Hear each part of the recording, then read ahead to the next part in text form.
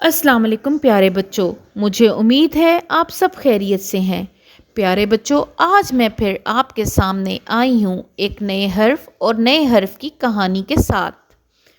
آج کا حرف ہے حرف خ۔ حرف خ جیم کے خاندان کا چوتھا حرف ہے۔ حرف خ کے اوپر ایک نقطہ ہوتا ہے۔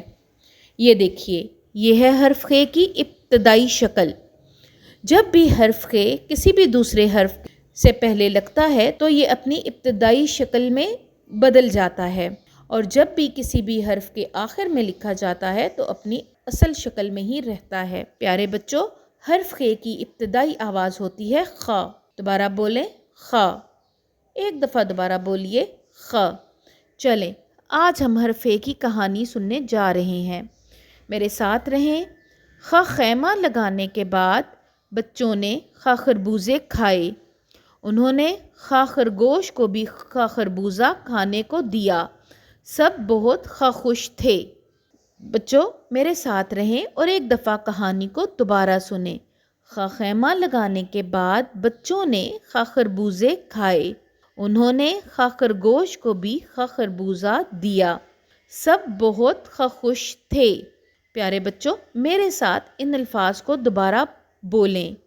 خیمہ، خربوزہ، خرگوش، خوش۔ اب دوبارہ بولیں۔ خیمہ، خربوزہ، خرگوش، خوش۔ چلیں بچوں، ایک دفعہ دوبارہ بولیں۔ خیمہ، خربوزہ، خرگوش، خوش۔ بچوں، کیا آپ نے غور کیا؟ ان سب الفاظ کی ابتدائی آواز خ ہے۔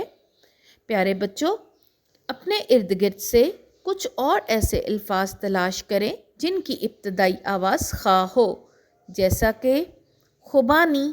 ایسے الفاظ ڈھونڈ کر اپنے باقی دوستوں کے ساتھ ان کے متعلق گفتگو کریں۔ پیارے بچوں، بالکل جیم، چ اور ہ کی طرح حرف خ بھی ایک اصلی حرف ہے جو لائن کے نیچے کی طرف اس طرح سے لکھا جاتا ہے۔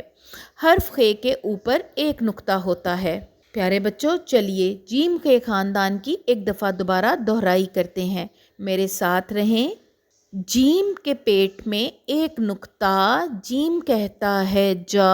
چ کے پیٹ میں 3 نقطے، چ کہتا ہے چا۔ ہ خالی، ہ کہتا ہے ہا۔